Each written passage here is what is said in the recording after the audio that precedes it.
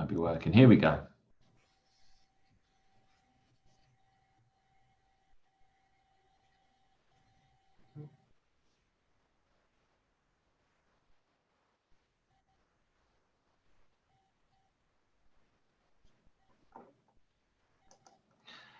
Hi, Joe. I believe we are now live. This is our third episode of My Neighborhood Guide to Lockdown. Each episode, we're going to be talking to different local San Diego business owners to find out, to see if they are coping, how they're coping, and adapting to the current situation, and how we can support our local businesses. This week, I'm joined by Joe from Trade Vitality. Hello, Joe. How are you doing? Tell us a bit about yourself and your amazing business. Hey, James. Yeah, no, it's a pretty gnarly time as we're all experiencing right now. So we've had to adjust multiple levels. So to give you a quick little rundown of Trade Vitality and what we do, we're a software company. We help brands monitor and enforce their MAP policy online. We're kind of like the police online. Going out and finding listings, finding their product, and helping brands keep everything under control with pricing. But yeah, no, it's been pretty gnarly. I mean, working from home more and that whole thing. But yeah, no, dealing with the loss of sales up front, and then having to try to manage costs, that go along with just running a business, trying to trim everywhere we can, like everybody else is right now. So financially, it has impacted you, first of all, then. The business has, had a financial knock, and in what way has that happened, and how big a way has it happened? Yeah, so our business is a subscription business. It's a month-to-month subscription business. So our customers can cancel at any time.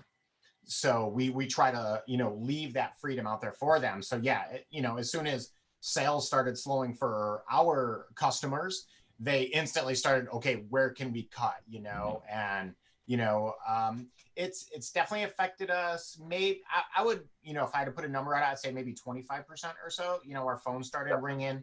But, we've, the saying "we are all in this together" honestly is so true, because we really are all in this together.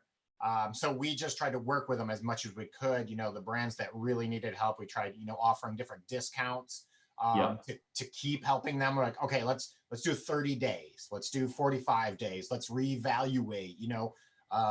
They realize the value in our service that we offer and how important that it is for their brand. Yeah, so definitely upfront.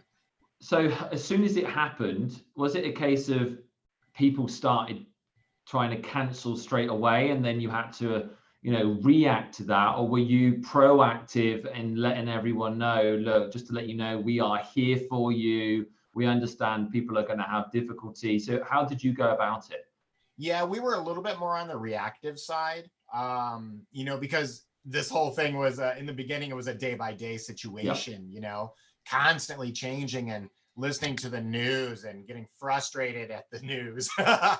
My wife can tell you how wound up I get sometimes listening to the news. But yeah, no, we were a little bit more reactive, but instantly started recognizing the needs of our customers and the whole situation. And we're like, okay, again, we are in this together. How can we help and navigate through it? Yeah, and so one of the questions is, you obviously have a business, you're based in Carlsbad, you're actually in the same neighborhood where I live in Carlsbad. Yep. And do you have an office, or has it always been kind of like a virtual thing where you can work from home? And do you have customers all over the country? Yeah, thankfully for us, we're not a huge company. We're a 6-year-old company. And everyone, Candace, who works for us, is out of Florida. Another one of my business partners up in Orange County. So we've all worked remotely. So that part of it wasn't much. That didn't really affect us too bad. Well, that's obviously one of the great things about having a business that is remote, as opposed to having a business that is bricks and mortar. Yeah. And obviously that's massive. I think people are going to try and lean to that more type of business going forward as well. We obviously always need to eat. We always need to go to restaurants. We always need to stay in hotels. But if you've got a business that maybe people are gonna see you may not need an office. You can work virtually, and I think people are going to realize that, and the world is going to adapt more. And even if you had a small office rather than having a big one, and maybe you just and people's weekly meetings maybe don't need to be in an office. Maybe they can be on things like Zoom, like we're on now. So yeah, I couldn't agree more. I'm a huge advocate because I personally have some friends that are stoked. They're super pumped to work from home. You know, their life quality has gone up so much. You know, I've actually started doing a little bit of research on because, you know, I see all the positives, right, on the environment. And, you know, I see some of my friends super happy. I also see a few of my other friends like, I want to get out of my house. Yeah, that's the problem is it's great if you've got, maybe if you've got 3 to 5 year old kids and you're in a small home, working from home is tough. I know that. Yeah. Whereas if you've got, this big house and maybe you don't have the younger kids, then working from home is great. So it depends on people's situations. How, in regards to, I know a lot of people have, maybe cancelled, or you've been working with them and maybe giving discounts and all of that. Have you found that there are areas that are affected more than others? Have you found that certain areas of the country have, been trying to get help and cancelling or whatever more than others, or is it just a purely USA wide thing? Yeah, no, I haven't nailed it down to one because our customers are everywhere. We have some customers that they're headquartered out of Europe, and then we have other customers that are all US based. So we're kind of spread everywhere. So no, I haven't noticed any one particular area that it's really affected more than others. So I'm asking a lot of the same questions to everyone. So I think I know the answer to this, but you haven't, I gather, had to lay off any staff or have anything, any impact in regards to that? Well, it's, with every negative, there's positives, right? So it really made us look hard at all our expenses and where we're spending money and what makes sense and what doesn't. We had like a super part-time person that was doing some back-end work for us. And we were like, okay, we think this other person could pick up part of that. So we did let go of one. So it has, but I suppose in some ways you're saying that may not be a negative, whilst it's unfortunate that person has lost, it sounds like, not that many hours or income, really, but it's probably made you look at it and utilize that money probably more effectively. So that's not necessarily a bad thing. Yeah, exactly. It makes everybody a little more lean and mean and nimble, and just really making sure, you don't have that little subscription for this or that little bit there. It's like you can recover, $400 or $500 of monthly expenses sometimes pretty quickly if you're not looking at it closely. And what about advertising? Do you do much advertising, or is your business organic? And have you changed that at all? That's a good point you bring up, because we definitely do through Google, through PPC, through SEO and all that. Yeah. And it's funny because there's we talk about opportunity. SEO companies right now are pretty cheap, so you can take advantage. And we've actually been going back and forth at, say, do we hit that hard right now because it's cheap, right? Yeah. So we've definitely, and we have pulled back on PPC, through Google. So we've pulled back on that, but then we're like, okay, does it make sense to really add, SEO is really a lot more long-term, where the PPC is instant, so the pay-per-click stuff, we typically get a lot of action, like a lot of inquiries, through our website.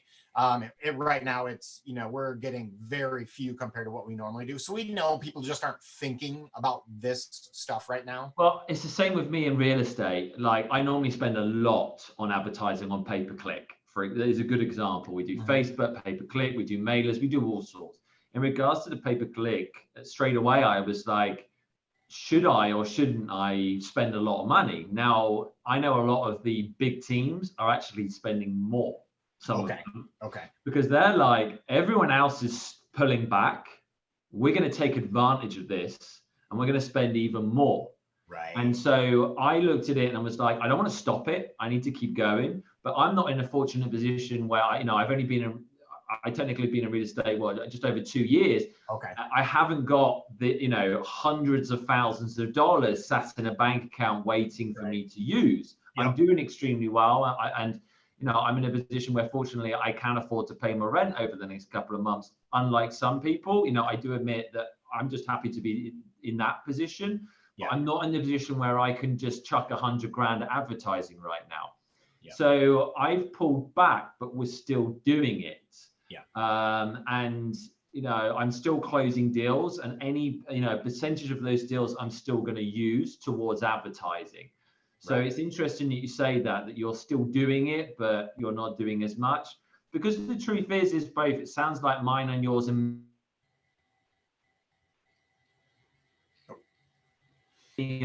for businesses, people are holding back from buying homes. They're holding back from, software purchases like yourself.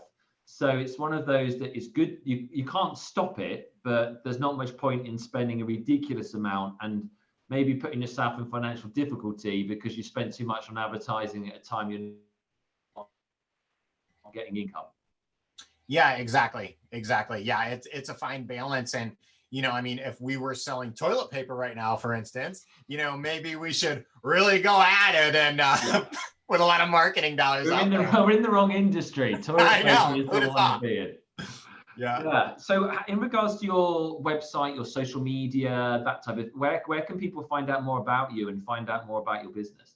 Yeah, the biggest thing is going right to our website, which is just tradevitality.com. We have a nice blog on there, a lot of free resources for brands that may not understand what a MAP policy is or anything like that. So go right to our website, just tradevitality.com. And there's, we have a phone number on there, an email contact, all that stuff too, but lots of free resources right there. I love a situation like MAP monitoring because I feel very strongly that everybody wins in this situation. So a brick and mortar store wins when the price is protected online. There's not a customer, walking in the brick and mortar with their phone in their hand saying, I can buy it, $100 off on Amazon right now. Are you going to match this price? And the brick and mortar guy's going, are you kidding me? Why am I stocking this product? So, when the price is even across the board for everyone involved, everybody can make money, keeps the brand integrity high. And, when there's margin in a product, people are motivated to market it and sell it and push it and learn about it. And that's when everybody wins. So who are your main clients? Who are your main customers? What sort of businesses are using you? That would be great to know. If anyone's out there and they haven't thought about this, who would be your target audience? Our target audience is, almost anyone that has good distribution, where they're not a real niche brand. They're pretty well distributed out there. So there's a lot of retailers selling their product. They're like, oh, I have hundreds of retailers on Amazon and eBay and have on their own website. So people that have a lot going on, that's where software comes in. And if they have a decent amount of SKUs. So if their SKU count is, even 40, 50, anything over that, there's no way you can monitor any of that, manually and keep an eye on it. So any brand that's out there a little bit and pushing it, really for brands too, like if they're new getting into it, they're like, oh, I really don't have a problem yet. Well, let's train your customers to know that you're watching all the time, and then you will never have a problem moving forward. That's the ideal scenario. Yeah, okay, great. And have you ever thought about when we come out of this lockdown, how your business is gonna, might change? And is this, this could be going on for a year or two, off and on and all sorts. Well, it's one of those. We might come out of lockdown, but it's been highly documented. We're not going to be going to concerts and all sorts, and we might have masks on and gloves on, even though we come out of lockdown and we can do more. Is your business going to have to adapt, or do you think you're not a restaurant or something like that? Are you going to continue kind of how it's running now? Because I think you're in a fortunate position where you don't have to make this mass, as you've talked about. You haven't had to do this massive change. Yeah, no, I mean, it's a good question that you state there, because that's, it's a changing daily, the whole environment is. And, with us moving forward, I think our value that we offer is only more important as online sales become bigger and bigger and bigger. Yeah. The brand should recognize, oh wait, if I'm selling this pair of sneakers for retails $100 and on Amazon you can buy it for 50. Okay, there's a problem. So yeah, moving forward, I don't know how much will really need to be adjust. But hopefully there'll be more of a demand for us, and we can. Yeah, I think you may find out that this actually helps you long term, because there's Yeah. going to be some businesses where they go under, unfortunately. There's going to be some businesses that get affected so badly, it's going to take them a long time to recover.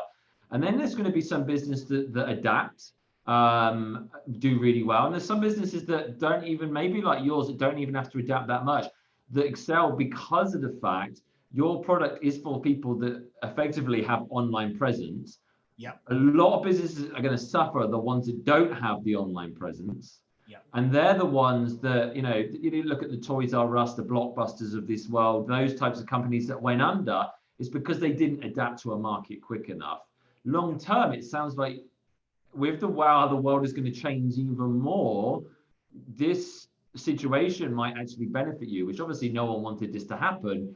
But you've got to always try and take a positive out of every negative situation. You've got to try and adapt. And yeah, so I hope, hopefully, every business, we want every business in the world to do well. So I hope yours continues to. And then on a separate note, I also know you're connected to the motorbike industry as well. And I just wanted to know a little bit about how that's getting affected. Are people still buying motorbikes? Are they getting them serviced? What's happening with that side of the industry as well?